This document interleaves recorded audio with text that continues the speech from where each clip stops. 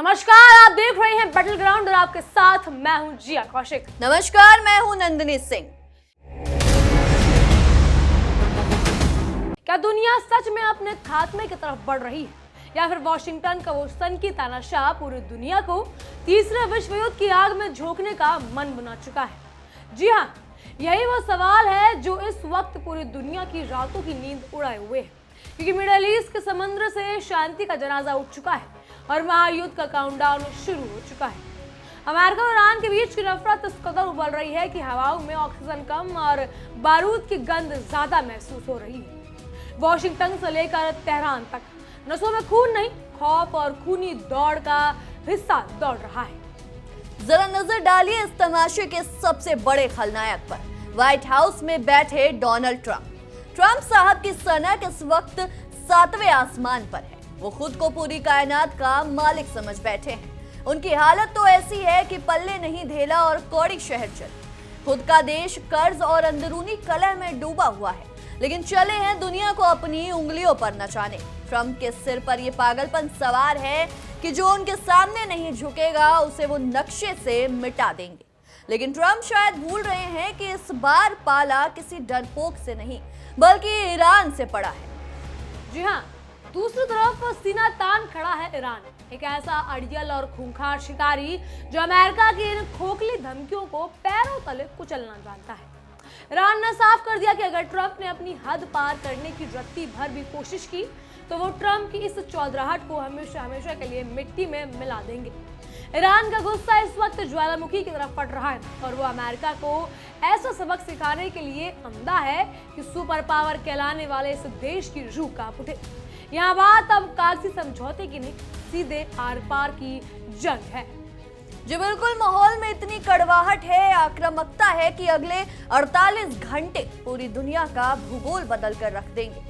Trump अपने कमरों में बैठकर गीदड़ भपकियां दे रहे हैं, रणनीतियां बना रहे हैं मानो कोई आसान शिकार सामने हो। लेकिन ईरान कोई बकरा नहीं जो कसाई के आगे गर्दन झुका दे। वो शेर है जो शिकारी का ही शिकार करना जानता है। अगर अमेरिका ने अपने दादागिरी में उंगली भी उठाई तो ईरान उस हाथ को उखाड़ कर फेंकने का मादा रखता है। तो चलिए इस खूनी खेल की परतें खोलते हैं और देखते हैं कि ये विनाशकारी जंग क्या मोड़ लेने वाली है। ट्रंप साहब आजकल हर जगह इंटरव्यू देते फिरते हैं और कह रहे हैं कि मामला 50-50 की स्थिति पर आ चुका है।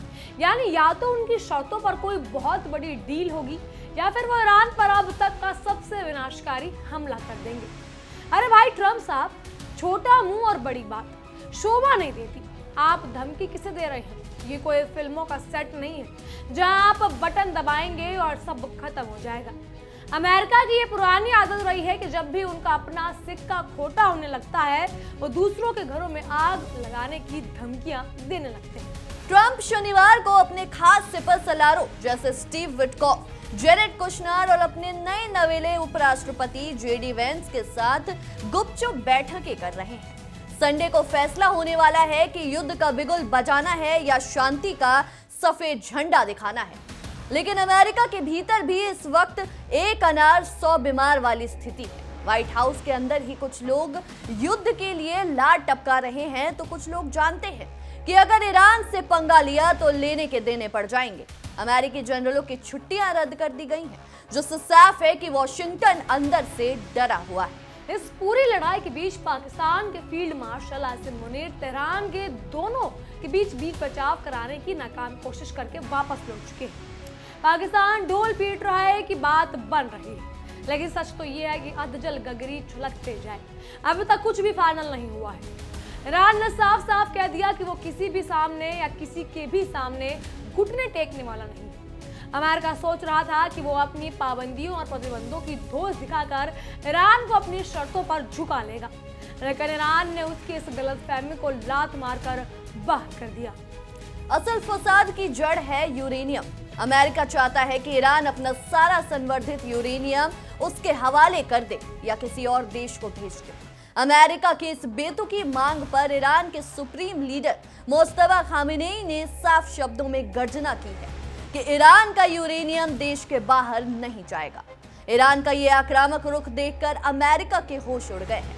ईरान साफ कह रहा है कि उसकी संप्रभुता पर कोई भी समझौता नहीं होगा, चाहे सामने मौत ही क्यों न खड़ी हो। अमेरिका की इस चौधराहट को ईरान ने कड़े लहजों में ठुकरा दिया है।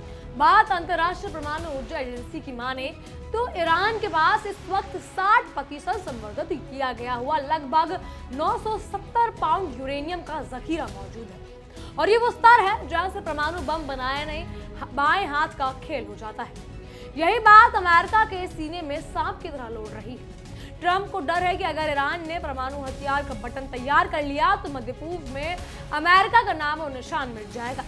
इसीलिए अमेरिका इस समय खिसियानी बिल्ली खंबा नोचे के तर्ज पर ईरान के परमाणु ठिकानों, खासकर इस्फरान न्यूक्लियर फैसिलिटी पर हमले की गीदड़ भक्कियां दे रहा है। ट्रंप की इस बौखलाहट के पीछे उनका सबसे चहेता यार इजराइल भी है। इजरायली प्रधानमंत्री बेंजामिन नेतन्याहू के पेट में मरोड़ उठ रही है कि कहीं अमेरिका कोई ऐसी डील ना कर ले जिससे ईरान और मजबूत हो जाए। ट्रंप अपने यार को खुश करने के लिए, अपनी गिरती साख को बचाने के लिए पागल हाथी की तरह चिंगार रहे हैं, लेकिन उन्हें यह अंदाजा नहीं है कि अगर ईरान भड़का तो वो सिर्फ अमेरिका को ही नहीं बल्कि उसके इस लाडले दोस्त को भी नक्शे से मिटाने का दम रखते हैं। बिल्कुल।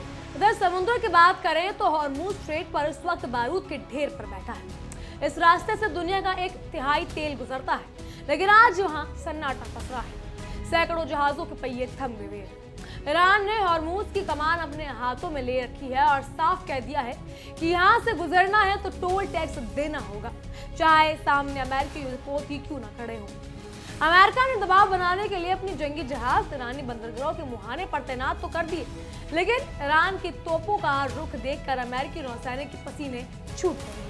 खाड़ी के देश उस वक्त हाथ पैर जोड़ रहे हैं, गिड़गिड़ा रहे हैं कि भैया कूटनीति से काम लो, हमला मत करो, क्योंकि वो जानते हैं कि अगर ईरान ने अपनी मिसाइलों का मुंह खोला तो पूरा मिडिल ईस्ट शमशान घाट बन जाएगा। लेकिन अमेरिका को तो बस अपनी चौधराहट की पड़ी है। ट्रंप अपनी छुट्टियां और निजी कार्यक्रम बीच में छोड़कर अचानक व्हाइट हाउस भागा है। ये इस बात का सबूत है कि अमेरिका अंदर से कितना घबराया हुआ है। उसे समझ नहीं आ रहा कि इस शेर की मांद में हाथ कैसे डाले। कुछ मीडिया रिपोर्ट्स की माने तो यह अफवाह उड़ाई जा रही है कि ईरान झुकने को तैयार है और अपना यूरेनियम छोड़ देगा, लेकिन ये सिर्फ अमेरिका का मुंह में राम बगल में छुरी वाला प्रोपेगेंडा है। ईरान के विदेश मंत्री अब्बास अरागची ने भी साफ कर दिया कि अमेरिका हद से ज्यादा नाजायज मांगे कर रहा है जिन्हें कभी पूरा नहीं किया जाएगा। ईरान के तेवर बता रही है कि वो समझौते की मेज पर भी शिकारी की तरह बैठा है, न कि किसी लाचार की तरह। वो बातचीत तभी करेगा जब बराबरी का सामान मिलेगा, वरना जंग के मैदान में तो वो उत्साह है। सोचिए, अगर अमेरिका ने सच में कोई हिमाकत की तो ईरान का क्या रिएक्शन होगा। ईरान के पास ऐसी मिसाइलें हैं जो पलक झपकते ही अमेरिकी ठिकानों को मलबे में तब्दील कर सकती हैं। ट्रंप भले ही खुद को सबसे बड़ा लीडर समझे, लेकिन ईरान के कमांडो और उनके आत्मघाती दस्ते ट्रंप की इस सनक को पल भर में शमशान की शांति में बदल सकते हैं। ईरान का बच्चा इस वक्त अपनी सरजमी के लिए जान देने को तैयार बैठा है, जबकि अमेरिकी सैनिक सिर्फ भाड़े के टट्टू हैं जो बिना वजह दूसरों की लड़ाई में कूद पड़ते हैं। कुल मिलाकर बात यह है कि ट्रंप की डील या बर्बादी वाली धमकी अब उनके खुद के गले की हड्डी बन चुकी है। ना उगलते बन रहा है और ना ही निगलते। अगर वह पीछे हटते हैं तो दुनिया थू थू करेगी कि सुपर पावर ईरान से डर गया, और अगर वो आगे बढ़ते हैं तो ईरान उन्हें ऐसा सबक सिखाएगा कि आने वाली नस्लें भी याद रखेंगी। ईरान ने साफ कर दिया है कि वो अमेरिका के अहंकार को समुद्र में डुबोने के लिए पूरी तरह तैयार है। ये लड़ाई अब किसी समझौते से शांत होने वाली नहीं लगती, क्योंकि आग दोनों तरफ बराबर लगी है। अब देखना यह है कि अगले कुछ घंटों में जब रविवार यानी कि आज डेडलाइन खत्म होगी तो दुनिया चैन की सांस लेगी या फिर चारों तरफ सिर्फ और सिर्फ लाशों का ढेर और तबाही का मंजर होगा। एक तरफ ट्रंप का पागलपन है तो दूसरी तरफ ईरान का महाआक्रामक तेवर, जो ट्रंप को जिंदा दफन करने की कसम खा चुका है।